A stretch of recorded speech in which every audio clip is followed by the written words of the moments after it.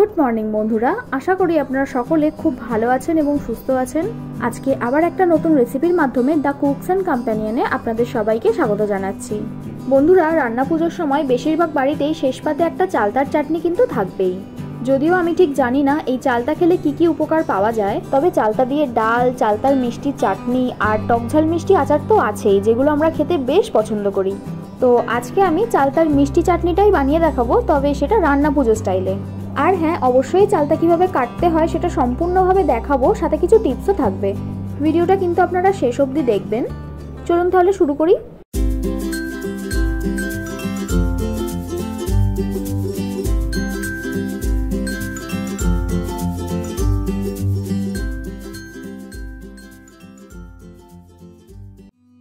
এই যে এখানে যেই ফলটা দেখতে পাচ্ছেন, এটাই হলো চালতা। বিশ্বকর্মা পুজোর অনেক আগে থেকেই আপনারা এটা বাজারে পেয়ে যাবেন। এবার এটাকে এইরকম উল্টো করে মাঝ বরাবর একবার কাটবেন।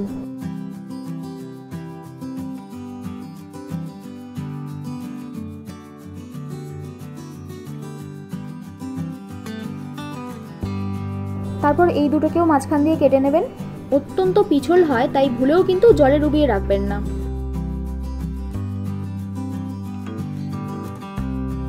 এবার দেখুন, এই যে লালচে মতো শীটটা দেখতে পাচ্ছেন, ঠিক এটুকু অংশই একবার কাটবেন। তাহলেই দেখতে পাবেন চালতার বাঁধনটা অনেকটা আলগা হয়ে গেছে।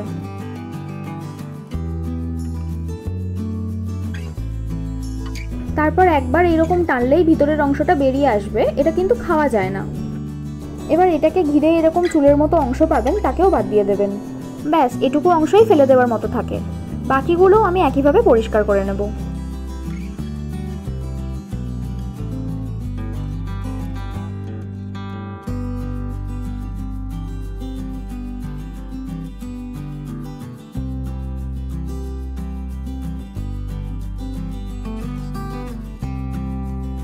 এখন দেখুন, একটার সাথে একটা স্কিন যে লেগে আছে, এগুলোই কিন্তু আমরা রান্নায় ব্যবহার করব।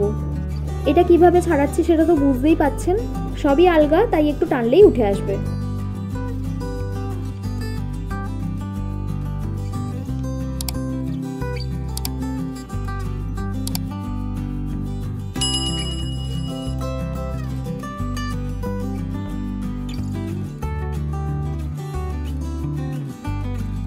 এবার এই যে সবুজ মতো অংশগুলো দেখছেন, এটাই কিন্তু চালতার খোসা। এটাকেই খুব সাবধানে বাদ দিয়ে দিতে হবে। তার আগে একটু এই লেগে থাকা শীটটা কেটে নেবেন। এবার হচ্ছে আসল কাজ, এটাকে পিল করা বা ছাড়ানো। আগেই বলেছিলাম পিচ্ছিল হয়, তাই ধরে রাখতে বেশ অসুবিধা হবে। তার জন্য আপনারা পাশে একটা কাপড় রাখতে পারেন। অনেকটা অসুবিধা হলে হাতটা মুছে নেবেন। দেখুন, ছাড়ানোটা কিন্তু কঠিন নয়, কঠিন হচ্ছে এটাকে ধরে রাখা। এক্ষেত্রে সবথেকে কার্যকর টিপস আমি যেটা মনে করেছি সেটা হলো, আপনারা বটি বা ছুরি যাই দিয়েই কাটবেন, চেষ্টা করবেন সেটা যেন বেশ ধারালো হয়। তাহলে কি হবে, এটার খোসা ছাড়াতে আপনাদের কোনো প্রেসার দিতে হবে না। আর প্রেসার যত কম দেবেন, ততই স্লিপ করে হাত কাটার চান্সটা কমে যাবে। তাও বলবো, যেভাবেই করবেন একটু সময় নিয়ে ধৈর্য ধরে সাবধানে করবেন। আচ্ছা দেখুন, আমি দুটো চালতার খোসা ছাড়িয়ে দেখিয়ে দিচ্ছি।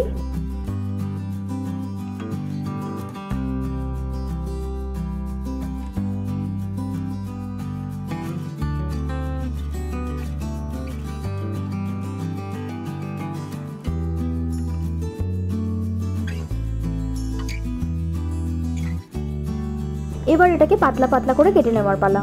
আগেই উপরে লেগে থাকা শীটটা বাদ দিয়ে দেবেন। তারপর খুব পাতলাও না, খুব মোটাও না, মোটামুটি এক ধরনের শেপে কেটে নেবেন। কাটার সময়ও বেশ ভালো করে চেপে ধরবেন, এক্ষেত্রে স্লিপ করার ভয়টা বেশি।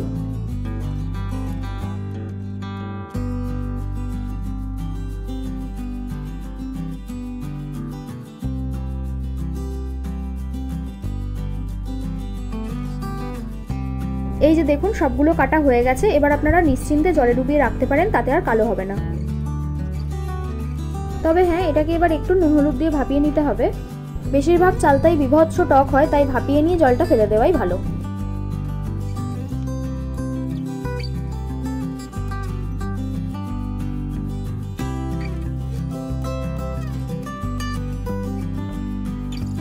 ভাপানোর পর দেখবেন পিচ্ছিল ব্যাপারটাও অনেকটা কমে গেছে। এই যে দেখুন, ভাপানো হয়ে গেছে। মোটামুটি 10 মিনিট মতো ভাপিয়েছি। এবার এদিকে কড়াই 1 টেবিল স্পুন মতো সরষের তেল দিচ্ছি। আর ফোড়নের জন্য একটা ছোট শুকনো লঙ্কা, আর 1 টিস্পুন কালো সর্ষে দেব।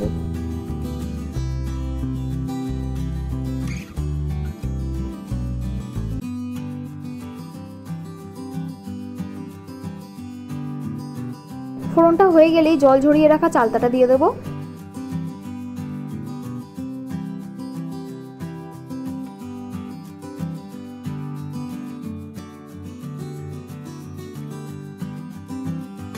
তারপর হালকা করে একটু নেড়ে নিয়ে 1/4 টিস্পুন নুন আর 1/4 টিস্পুন হলুদ গুঁড়ো দিয়ে দিচ্ছি।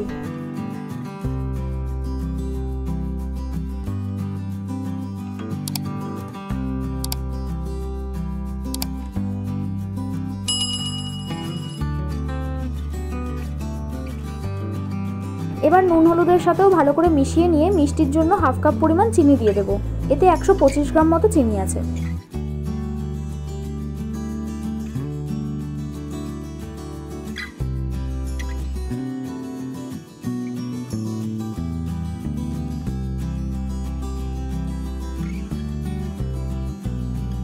বেশি জল দেবো না, চিনিটা গলতে শুরু করলেই ওই কাপ মেপে 2 কাপ জল দেবো। এখন 1 কাপ দিচ্ছি আর ঢাকা দেওয়ার আগে 1 কাপ দেবো।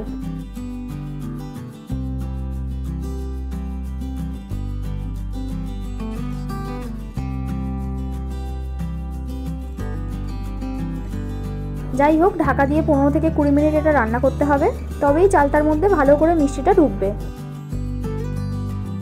ঢাকা খুলে দেখবেন বেশ জল জল রয়েছে, একটু হাই ফ্লেমে এটাকে ফুটিয়ে বন্ধ করে দেবেন।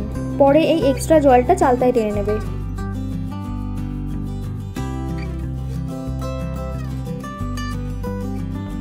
আপনারা কিন্তু অবশ্যই বাড়িতে এটা বানাবেন, তারপর আমাকে জানাতে একদম ভুলবেন না।